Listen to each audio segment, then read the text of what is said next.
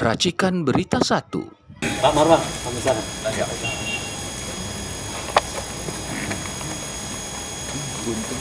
Ya, terima kasih Om Dev. Assalamualaikum warahmatullahi wabarakatuh. Waalaikumsalam warahmatullahi wabarakatuh. Pada kesempatan ini, pertama-tama ingin kami sampaikan bahwa besok tanggal 8 Januari mulai pukul 9.30 waktu Indonesia Barat, Gerakan Rakyat Anti Oligarki GRAO akan membacakan deklarasi dan tuntutan. Apa maksudnya? Yaitu deklarasi dimulainya gerakan perlawanan rakyat untuk melawan dan menuntut supaya peran oligarki yang telah melakukan state corporate crimes selama ini di Indonesia itu bisa dihilangkan. Jadi acara besok adalah titik awal kita memulai gerakan perlawanan rakyat kepada rezim pro oligarki hitam yang telah melakukan kejahatan-kejahatan yang masuk kategori sebagai state corporate crimes. Itu satu hal untuk diingat. Jadi ada deklarasi dan ada tuntutan. Kemudian yang kedua, kenapa kita bilang kejahatan ini adalah kejahatan kriminal, state corporate crimes? Karena kejahatan ini adalah kejahatan sistemik yang dilakukan oleh penyelenggara negara bekerja sama dengan pengusaha konglomerat hitam, oligarki hitam, yang sudah tidak mungkin kita harapkan kejahatan ini bisa dituntaskan baik itu melalui legislatif DPR maupun melalui penegak hukum. Kenapa? Karena oligarki ini ya menguasai semuanya, sehingga kalau kita diam, kita pun bisa menjadi korban.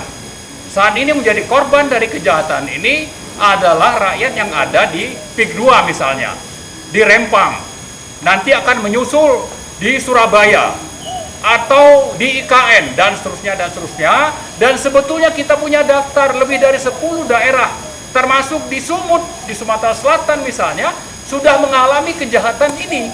Dan kejahatan ini adalah kejahatan tingkat tinggi, sehingga pelaku utamanya itu salah satunya adalah Joko Widodo, masuk kategori sebagai pemimpin terkorup.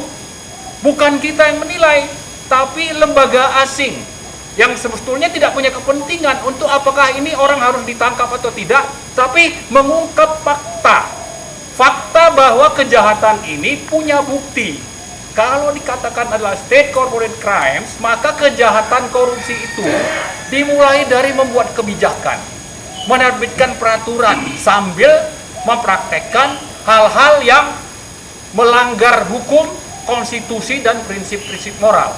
Kalau memang perlu seseorang, pimpinan partai, anggota DPR harus disandra, maka Joko Widodo itu melakukannya. Dan ini didukung oleh para konglomerat hitam yang mendukung supaya agenda-agenda mereka merampas tanah rakyat, menguasai aset-aset sumber daya alam negara, itu bisa berjalan mulus. Jadi kembali saya ingatkan, besok kita memang akan melakukan aksi di Tangerang, Desa Kohot, Kecamatan Paku Haji.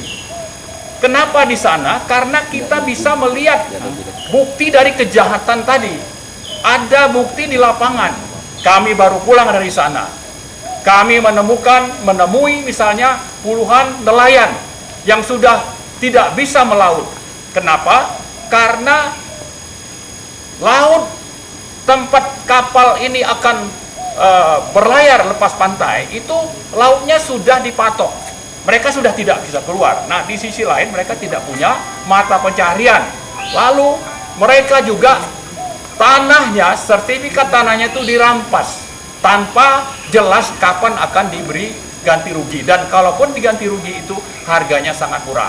Jadi dengan fakta-fakta seperti ini, sebetulnya bahwa kezoliman oleh rezim terhadap negara, terhadap aset negara, terhadap rakyat itu sudah sangat nyata, sudah faktual, dan kita punya bukti-bukti yang bisa dibuka di depan pengadilan hukum.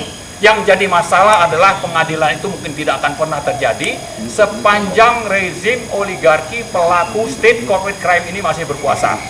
Nah, terakhir sekali, kenapa saya bilang masih berkuasa?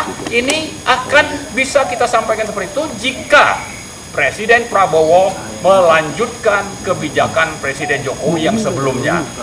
Nah, masih ada kesempatan bagi Prabowo untuk mengoreksi, untuk bagaimana memperhatikan kezoliman yang sudah menjadi penderitaan rakyat. Sudah banyak yang sengsara dan yang dimiskinkan. Apakah Anda hanya omon-omon saja atau Anda berbuat untuk rakyat dan untuk negara? Kita tunggu.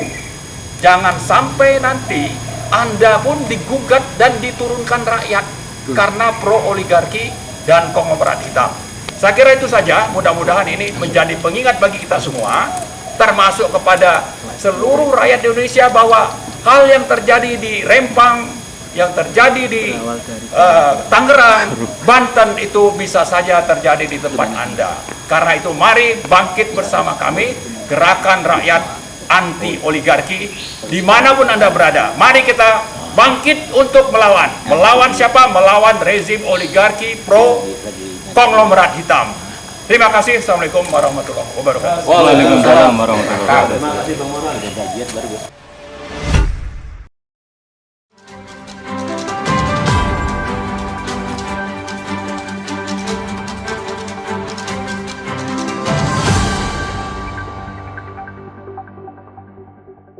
Racikan Berita 1.